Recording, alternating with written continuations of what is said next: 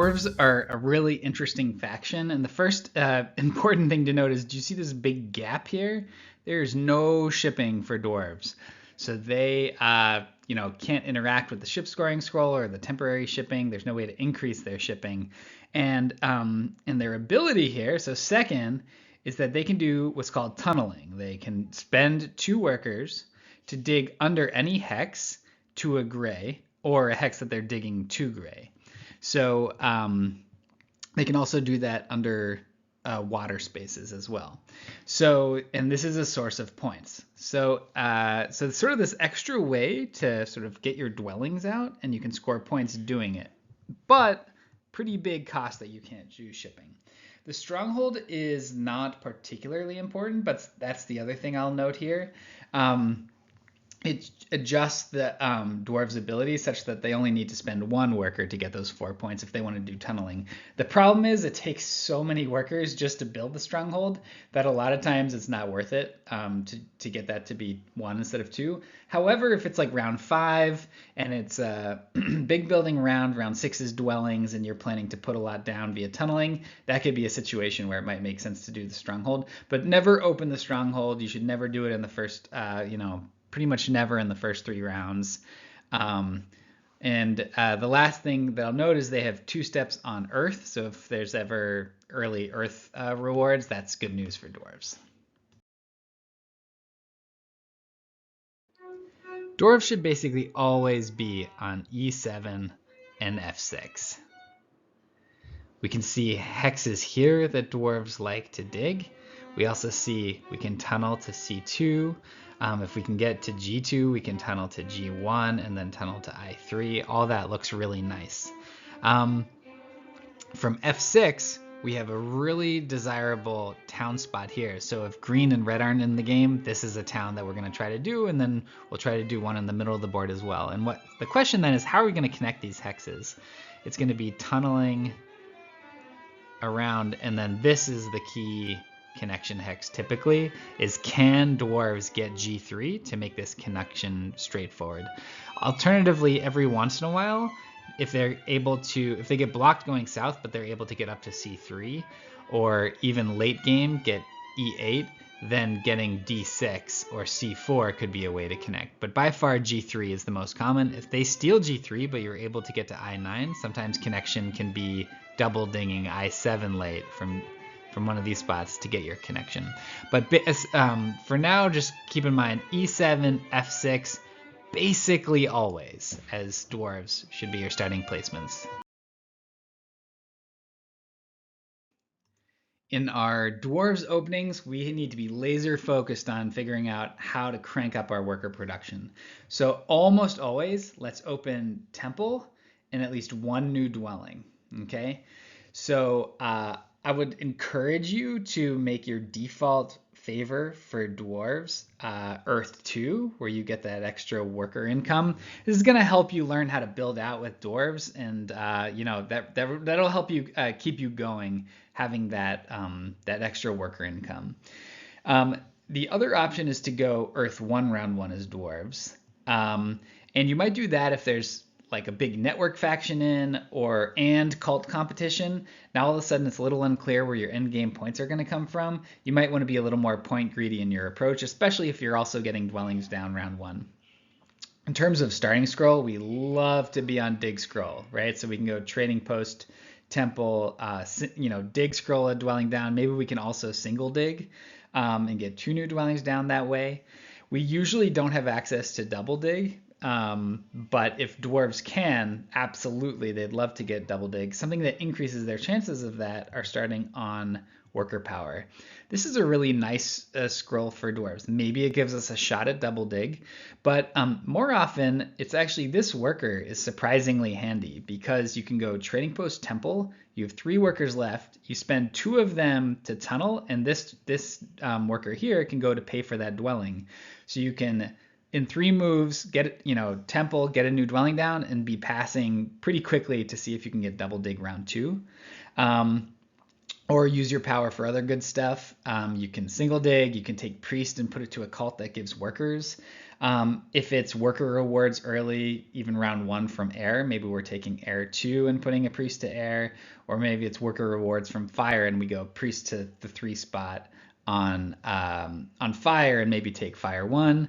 We can do that situationally. One possible backup plan is start on the big building scroll. And I've actually seen some pretty good games doing a sanctuary opening. So you go trading post, temple, sanctuary, you take Earth 1 and Earth 2, and you pass pretty quickly and hope that you're passing first and can get double dig to start round 2. And you score 9 points if it's big building round and big building scroll. That can be a decent opening that's, relatively safe in the right situations. And you can kind of do the same version of that if it's like a temple round 1. You could use these 2 workers from the big building scroll to pay for a second temple. It's a little slower, and so I actually think it might be a little bit worse. They also don't have quite as many uses for priests as some of the other factions because they can't increase digs. The other thing to note here is, dwarves just love early worker rewards. So anytime you can see that on the track and see, Earth 2 or Earth 1 potential to help you get those rewards, that's going to look really good. So the big thing for dwarves is getting their worker economy going. We said we're started on E7, F6. So we really want, this is stretch in the east is nice because it's 2 digs to get 3 hexes, but those tend to be a little bit less threatened than the ones in the middle of the board. And so often early digs will be hitting D4, F4, trying to get that going. D4 also opens up a tunnel to C2. F4, if we can get G2, all of a sudden we've got a nice stretch of hexes that opens up the G1, I3. And then the other key hex that we highlighted earlier is, can we connect ideally via G3? And so dwarves in the mid game often are figuring out, okay, how am I just continuing to get, I want to crank out my dwellings. I want to be tunneling and scoring with that. I need to keep my economy afloat by trying to take coins actions and landing on coin scrolls where possible so that we're not running out of money, but we're really going to be pushing out our dwellings, and in doing so increasing our chances of actually connecting in that game. Sometimes the connection tends to be very fragile for dwarves because they can't increase ship, and so they'll often actually become a cult faction because of that. They'll start prioritizing going for cult points instead of endgame network points. And so that's another consideration is it looking like I can't connect? And let me try to actually push hard on cults, especially if I can get an early town on one of those 2 spots. That can be appealing. And so we might want to go for the 2 key town that gives you a 2-step on every cult. And, again, our priests can all go to cults because we can't increase ships. We don't need priests for that. And so dwarves really want to, they tend to, be occasional network faction. They probably want to try to win Earth Cult. And then they want to be a little point greedy, trying to score via tunneling, Earth 1, Water 1 if possible. And so that's pretty standard game plan for dwarves, I'd say, is often 2 towns. I'd say it's pretty infrequent for them to do another town. I've seen every once in a while like a sanctuary town actually in that bottom right corner, but I'd say 2 town dwarves and then trying to score via tunneling is pretty common.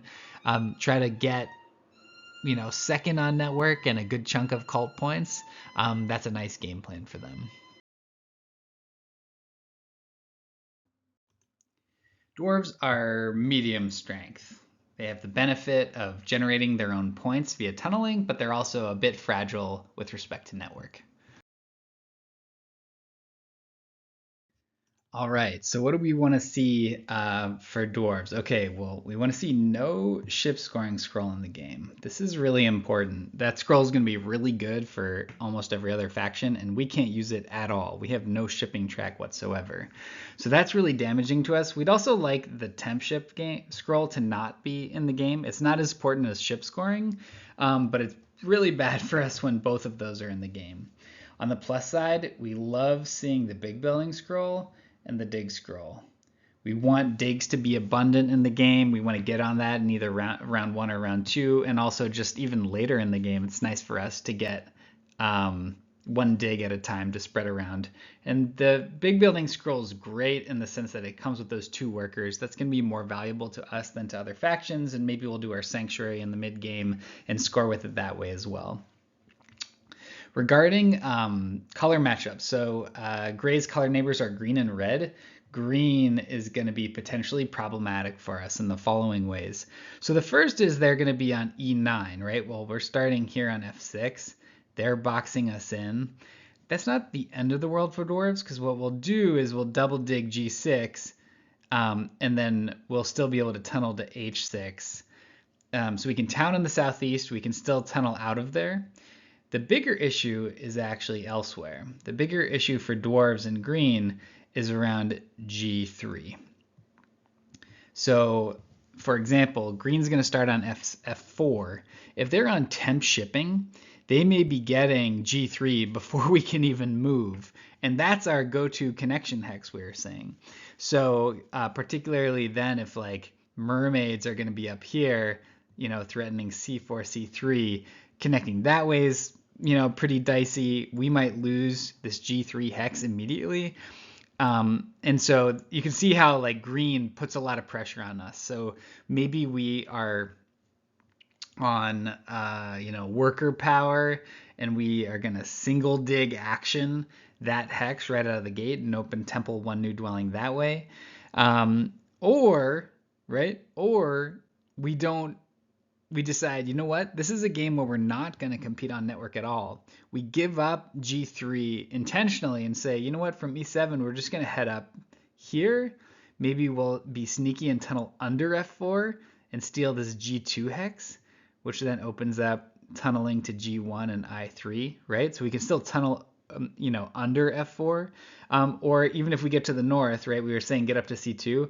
E4 is another one. Actually, you can double dig to open up those southwest ones. That's pretty rare, but just thought I'd throw it out there. But you can see how in those are games where you can still score. You're just not going to connect and unlikely to get network points. On the other hand, if we can grab G3 quickly, if we think we could get some network points that game, we might want to grab G3 before green. But you can see how it puts awkward pressure on you. Red is not nearly as bad for you as green, particularly Chaos Magicians. Giants are a little bit worse, but not as bad as green. So on the plus side, we want to we would love to see brown or black in the game because we want neighbors in the east. We said we want to start on F6, and black or brown, just make sure that we're not alone over there. They'll get a lot of power exchange.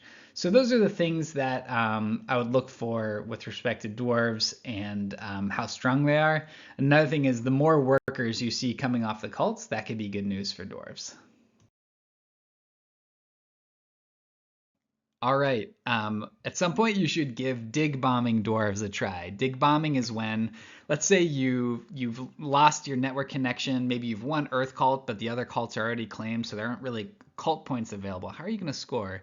Well, what you can do as dwarves is increase your digs, and you can do your tunneling with digging and not building on it, and you score that way. So you could dig, you can increase your dig, so like you pay 2 workers to tunnel, 1 worker to dig, and that turns into 4 points. And if you've done like a stronghold in round 5 or something like that, now the tunneling's even 1 worker less expensive, so it's 1 worker to tunnel, 1 worker to dig. So at that point you can turn 2 workers into 4 points as many times as you want.